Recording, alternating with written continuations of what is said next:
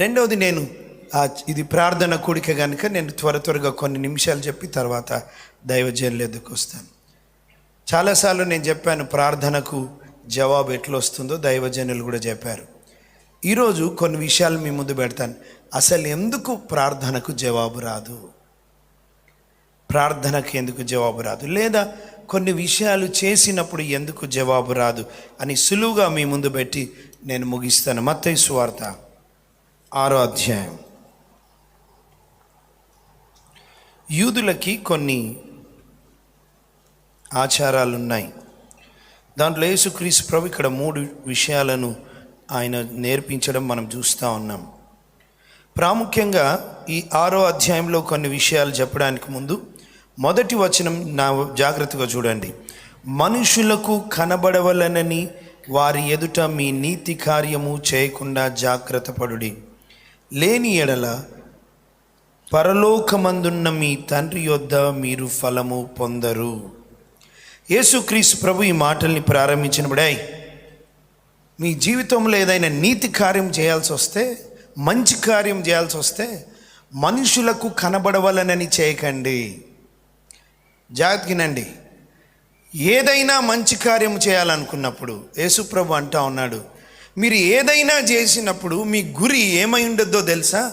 మనుషులు నన్ను గుర్తించాలి, మనుషులు నన్ను మెచ్చుకోవాలి, మనుషులు నన్ను పొగడాలి, మనుషులు నాకు సత్కార్యం చేయాలి, మనుషులలో నాకు పేరు రావాలి, మనుషులు గుర్తింపు నాకు కావాలి అని ఎప్పుడు చూడకండి. ఒకవేళ మీరు మనుషుల గుర్తింపు కొరకు ప్రయత్నిస్తే, ముందుకు వెళితే దేవుని కనుదృష్టిలో మీరు రారు అంటా ఉన్నాడు. ఇంకొక మాటలో చెప్పాలంటే, నీకు మనిషి మెప్పు కావాలా లేదా దేవుడు మెప్పు కావాలా? యేసుక్రీస్తు ప్రభు ఆ మాట అంటూ ఏమంటున్నాడంటే, మనుషులకు కనబడవలనని ఏమంటున్నాడు? వారి ఎదుట మీ నీతి కార్యము చేయకుండా జాగ్రత్త పడండి. జాగ్రత్త పడాలంటే ఈ విషయంలో మనల్ని మనం సరిగా పరీక్ష చేసుకుంటూ వెళ్ళాలి. రోడ్డు దాటేటప్పుడు జాగ్రత్తగా చూస్తాం ఇటు అటు. ఏదైనా కరెంటు పని చేసేటప్పుడు చాలా జాగ్రత్త వహిస్తాం. రే చెప్పులు తీసుకురారా అంటాం, దాన్ని తీసుకొని చెప్పులు వేసుకొని మనం జాగ్రత్త వహిస్తాం, ఎందుకంటే ఒక ప్రమాదం ఉంది. యేసు ప్రభు జాగ్రత్త పడండి అంటున్నప్పుడు అది చాలా జాగ్రత్త పడాల్సినటువంటి విషయం అని గుర్తించుకోవాలా. మొట్టమొదటిది ఆయన చెబుతున్నటువంటి విషయం చూద్దాం. 2వ వచనం, నీవు ధర్మము చేయనప్పుడు మనుషుల వలన, నువ్వేదైనా ఇతరులకు సహాయం చేస్తున్నప్పుడు మనుషుల వలన ఘనత నొందవలనని వేషధారులు సమాజ మందిరములోను వీధులలోనూ చేయలాగున నీ ముందర బూర ఊదింపవద్దు, వారు తమ ఫలము పొందియున్నారని నిశ్చయంగా మీతో చెప్పుచున్నాను. నీవైతే ధర్మము చేయనప్పుడు నీ ధర్మము రహస్యముగా నుండి నిమిత్తము నీ కుడి చేయునది నీ ఎడమ చేతికి తెలియక ఉండవలను. అట్లయితే రహస్యమందు చూచు నీ తండ్రి నీకు ప్రతిఫలమిచ్చును. నువ్వేదైనా ధర్మం చేస్తున్నప్పుడు, ఇతరులకు సహాయం చేస్తున్నప్పుడు, ఇతరులకు ఏదైనా మేలు చేస్తున్నప్పుడు యేసుక్రీస్తు ప్రభుల వారు అంటున్న మాట ఏంటో తెలుసా? మనుషులు చూడాలని చేయకండి, మనుషులు మెచ్చుకోవాలని చేయకండి, మనుషులు ఘనత ఇవ్వాలని చూడకండి. మీకు ఒకటి ఉండాలి. ఏంటిదంటే, నాకు మనుషులు కాదు, నా ప్రభువు చేత శబాష్ అనిపించుకోవాలి, లేదా నా ప్రభు దృష్టిలో నేను ఉండాలి అనుకోవాలి. ఇక్కడ కొంతమంది గురించి మాట్లాడుతూ ఉన్నాడు. వారిని వేషధారులు అని సంబోధించాడు యేసయ్య. వేషధారులు, వారి యొక్క గురేంటో తెలుసా? వాళ్ళు సహాయము చేస్తున్నప్పుడు బూర ఊదించుకుంటారు అందరి ముందు. ఫలానా వ్యక్తి, హలో దండోరనా ఏమంటారు వాటిని, దండోరా, ఫలానా సోలమన్ రాజ్ సంఘానికి 1,00,000 ఇచ్చాడు. అయితే బూర ఊదించుకోవద్దు. ఒక పాస్టర్ గారు చెప్తా ఉన్నారు, ఫ్యాన్ ఉంది, ఇక్కడ అన్నీ తిరుగుతున్నాయి, దేవునికి స్తోత్రం. ఆ ఫ్యాన్ అక్కడ చర్చ్ బిల్డింగ్లో ఫ్యాన్ ఉంటుంది, ఆ ఫ్యాన్ తిరగొద్దు. అది ఆ పాస్టర్ గారు చెప్పారు, పాస్టర్ గారు ఆ ఫ్యాన్ వేయొచ్చు కదా. వేయొద్దు సార్, అది పని చేయట్లేదా, పాడైపోయిందా? లేదు సార్, అది మా సంఘానికి ఒక పెద్ద మనిషి ఇచ్చాడు ఆయన. మరి వేయొచ్చు కదా, ఇచ్చింది తిరగడానికే కదా. లేదు సార్, ప్రతి రెక్క మీద పేరు రాశాడు మనోడు, పేరు, ఫోన్ నంబరు. సరే రాస్తే రాశాడు, ఏంటి ఇప్పుడు అది ఎందుకు తిరగొద్దంటే, తిరిగితే ఫోన్ నంబరు పేరు కనబడదు కదా. ఒరే బాబు, నీకు ఎవడిమ్మన్నాడు అసలు? కొంతమంది ఇస్తారు, కుర్చీ ఇస్తారు, బెంచీలు ఇస్తారు, అవి ఇస్తారు, పూర్తి చరిత్రనే రాస్తారు వాళ్ళది వెనకాల. దేవుడు ఏమంటున్నాడో తెలుసా? నువ్వు ఏదైనా సహాయము చేస్తున్నప్పుడు అది రహస్యంగా ఉండాలా. ఈ కుడి చేతి చేస్తుంది ఎడమ చేతికి తెలవడానికి వీల్లేదు, అంత రహస్యంగా ఉండాలి. కొన్నిసార్లు సంఘంగా మనం ఇతరులకు సాయం చేస్తాం, అది ఖచ్చితంగా అందరికీ తెలుస్తుంది. కానీ వ్యక్తిగతంగా మనం ఎప్పుడైతే సహాయం చేస్తున్నామో, మేలు చేస్తున్నామో, ధర్మము చేస్తున్నామో, అది ఎవ్వరికీ తెలియకుండా జాగ్రత్త పడాలి. Praise the lord. మనం ఏం చేస్తామో తెలుసా? యేసు ప్రభు చెప్పిన దానికి ఎగ్జాక్ట్గా ఉల్టా చేస్తాం. ఏంటో తెలుసా? ఇచ్చి ఇంకా డప్పు కొట్టించుకుంటాము. తెలుసా ఎవరిచ్చారో తెలుసా? నేనే.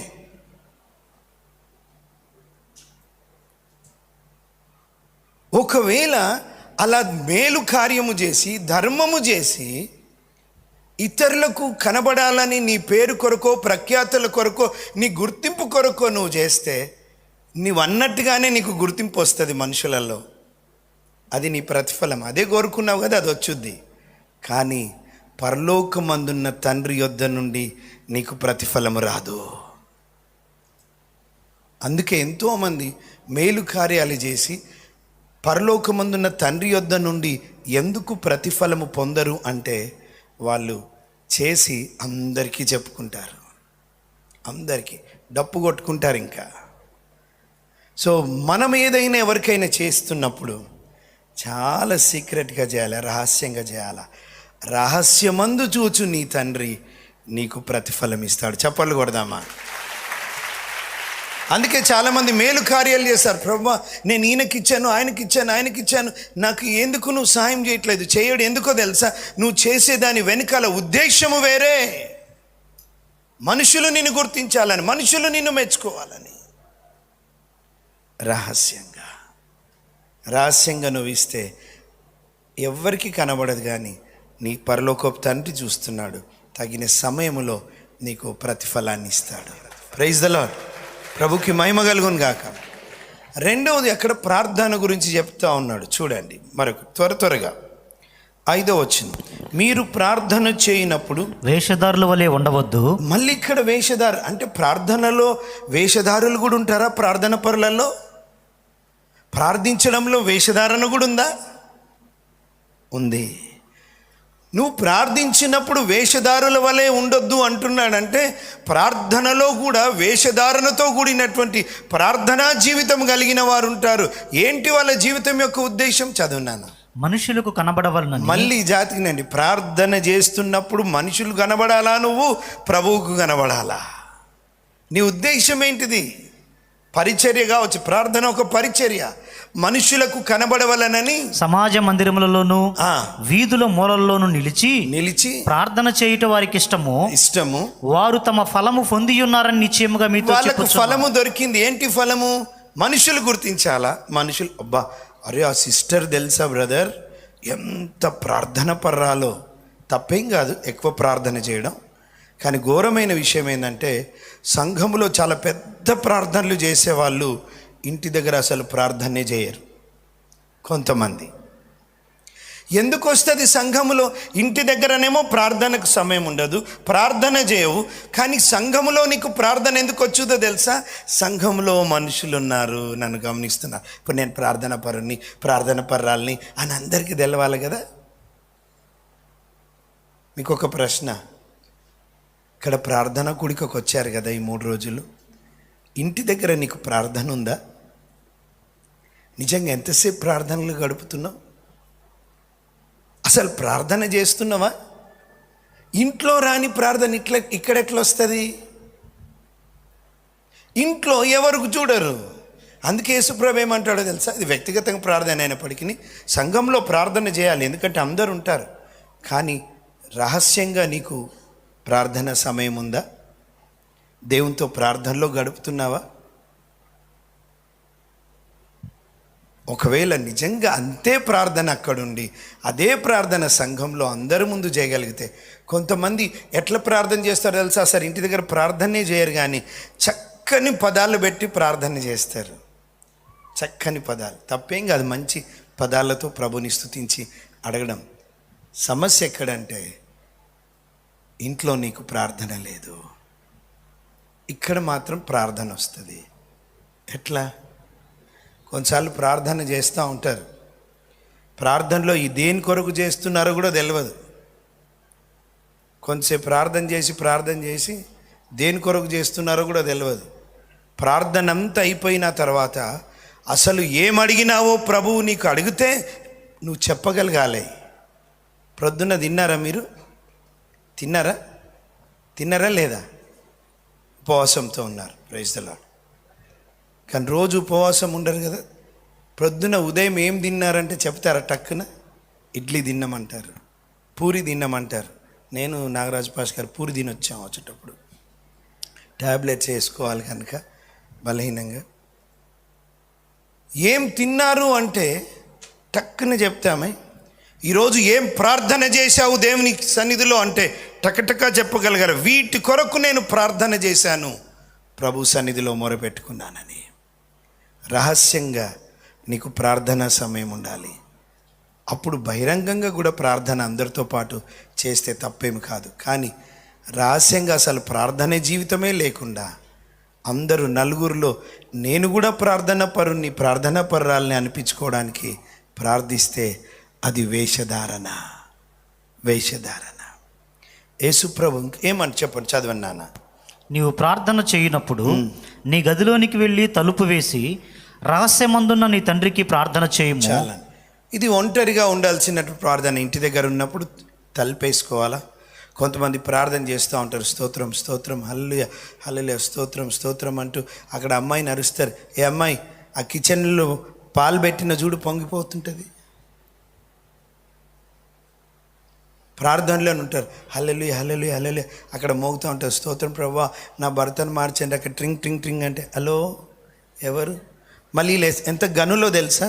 ఫోన్ లేపి హలో నేను ప్రార్థనలో ఉన్నా పెట్టి మళ్ళీ ఆమెకు తెలవాలి ఈమె ప్రార్థన చేస్తున్నట్టు, ఆ బ్రదర్కి తెలవాలి. మళ్ళీ చాలా చక్కగా నేను ప్రార్థనలో ఉన్నా పెట్టి. అసలు ఎందుకు లేపినవెందుకు? మళ్ళీ నువ్వు ప్రార్థన చేస్తున్నట్టు చెప్పుకోవడం దేనికి? స్విచ్ ఆఫ్ చేసే పీడబోద్ది.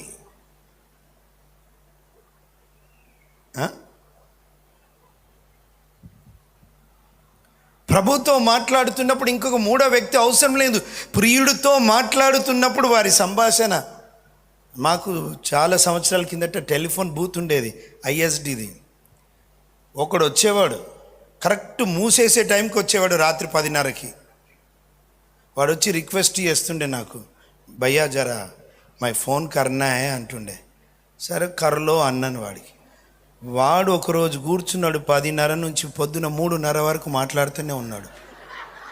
నాకేమో నిద్ర వస్తుంది, ఆకలి అవుతుంది, వాడేమో మాట్లాడుతున్నాడు. సరే బిజినెస్ అవుతుంది నాకు కొంచెం. విచిత్రమైన విషయం ఏంటంటే వాడు ఎవరితో మాట్లాడుతుండో సులువుగా అర్థమైపోయింది. ఎందుకో తెలుసా? వాడు మాట్లాడితే అసలు పక్కకున్న నాకే వినబడట్లే, అంత గుసగుసలు ప్రియురాలితో. నెక్స్ట్ డే మళ్ళీ 2 రోజులకు వచ్చాడు, భయ్యా ఫోన్ ఖరాబ్ హై బంద్ హై షటర్దాలో. ఒరే నీ ప్రియురాలతో మాట్లాడితే నీకు సంబరం, నాకేం సంబరం? నాకేం సంబరం? అందరు పడుకునే టైంకి నువ్వు వస్తావు. వాడు దూరం నుంచి రాగానే తమ్ముడికి అంటుండి, వాడు వస్తున్నాడు షటర్ వేసేయ్యా. ఎందుకో తెలుసా? ఆ మాట్లాడుతుంటే దినం అర్థం కాదు, రాత్రి అర్థం కాదు.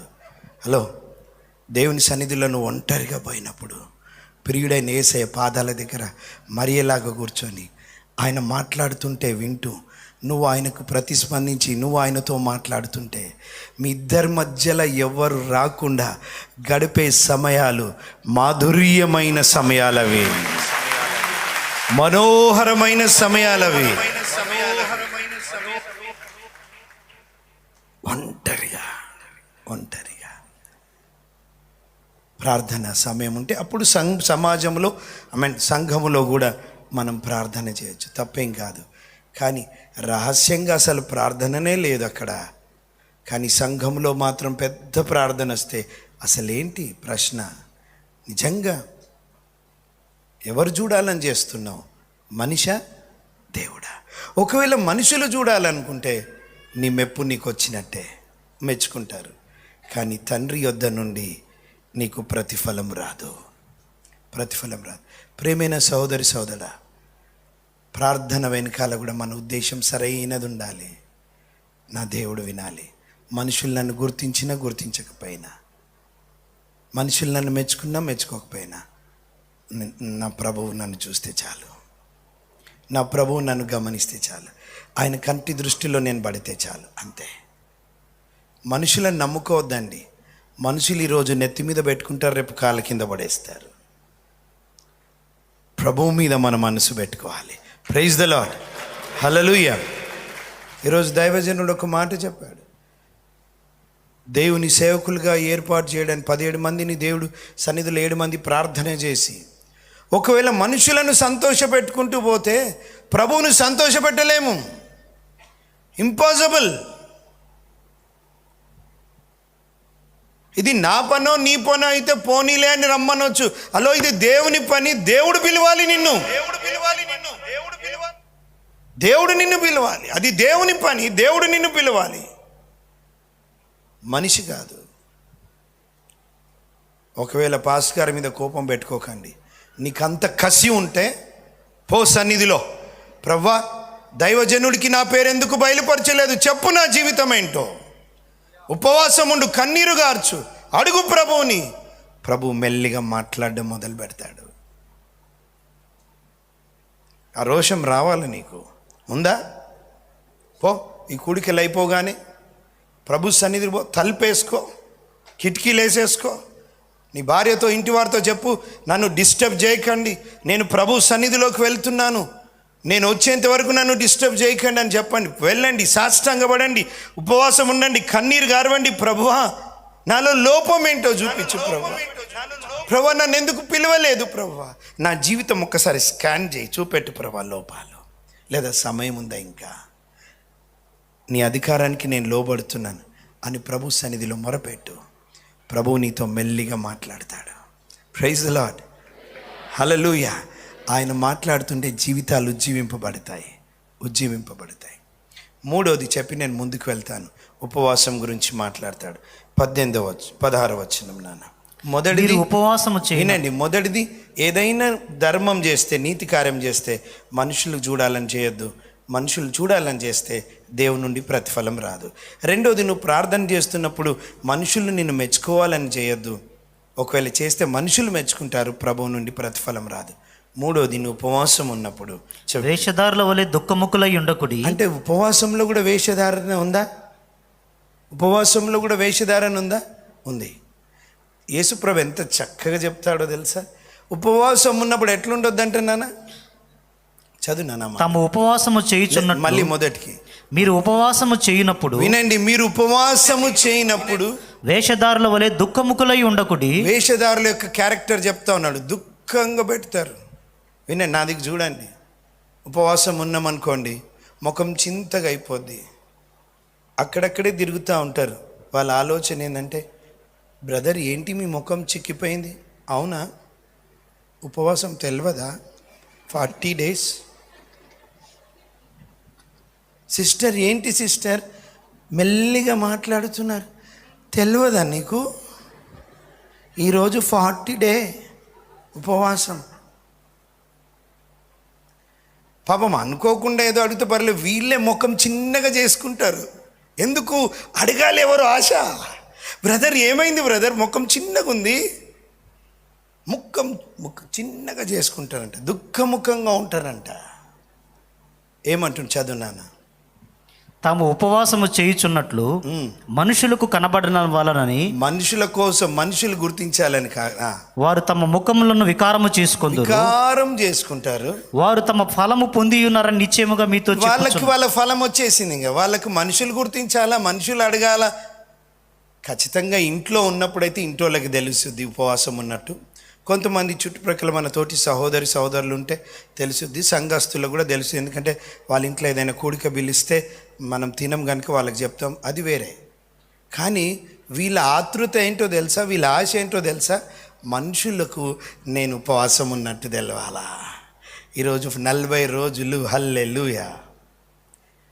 నీ ఉపవాసం అంతా మట్టి కొట్టుకొని పోతుంది. ఎందుకు? మనుషులు కనబడాలని చేస్తే. ఏమంటుంది? చదువున్నాను ఆ మాట. ఉపవాసము చేయుచున్నట్లు మనుషులకు కనబడవలని కాక రహస్యమందున నీ తండ్రికే కనబడవలనని. నీ తండ్రికే కనబడాలని నీవు ఉపవాసము చేయునప్పుడు ఏం చేయాలంట?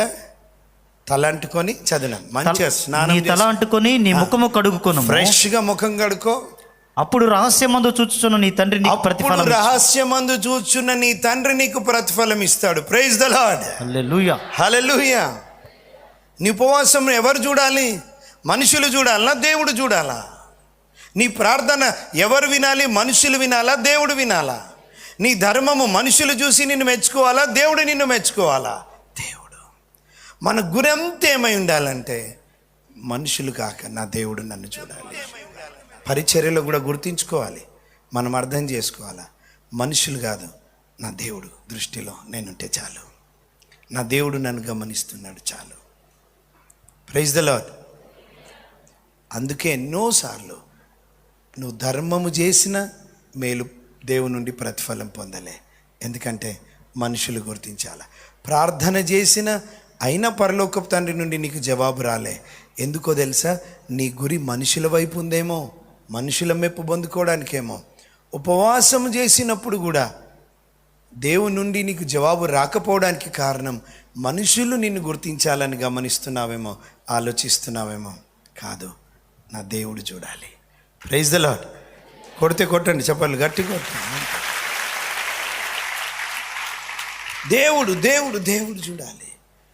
ఈ మధ్యాహ్న కాల సమయమున ఈ విషయాలు మనం అర్థం చేసుకుంటే పరలోకపు తండ్రి నుంచి జవాబు మనం ఎలా పొందుకోగలమో ప్రభు మనతో మాట్లాడాడు.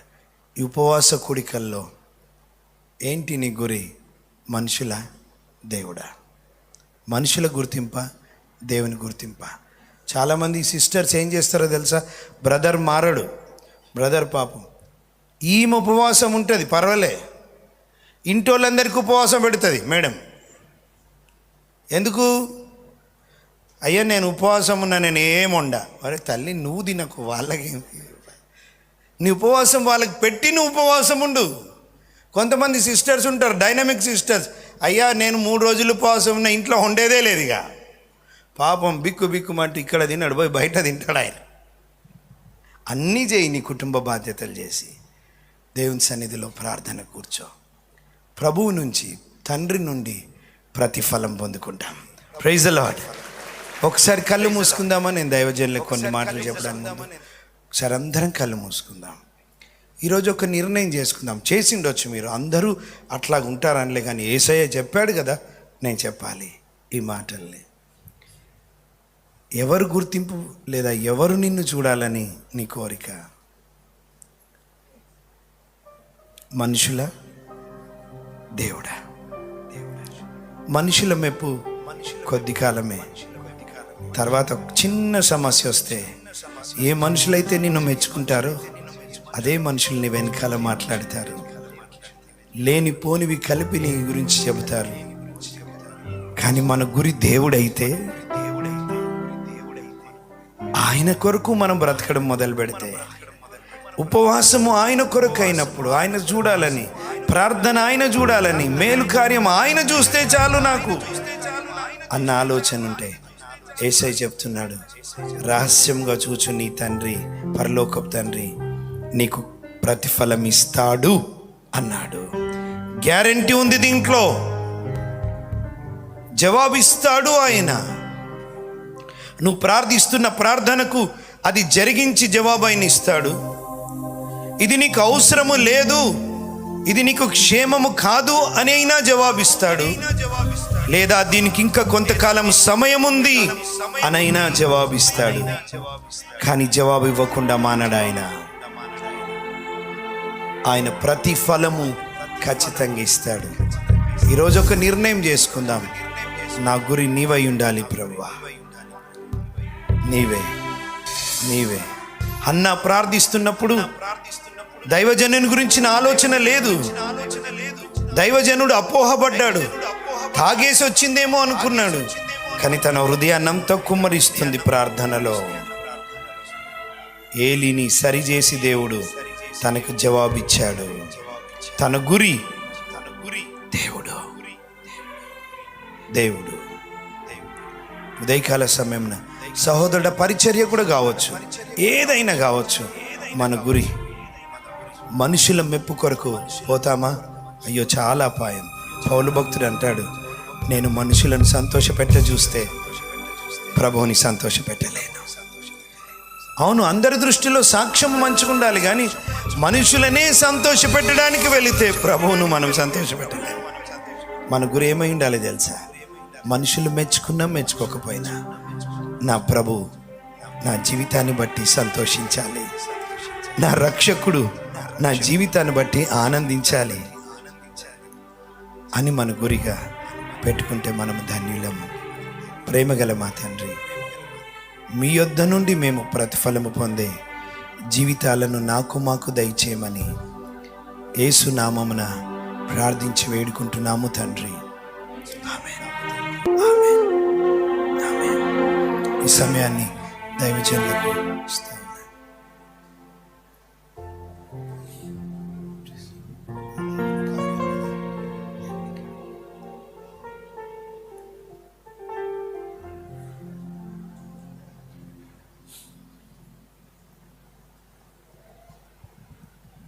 ప్రైజ్ లార్డ్, హల్లెలూయా. చక్కని సందేశాన్ని మనకిచ్చి మనల్ని బలపరిచి ప్రోత్సహించిన సాల్మన్ అన్నయ్యకి అందరి తరపున మరియు నా తరపున వందనాలు తెలియజేస్తా ఉన్నాను.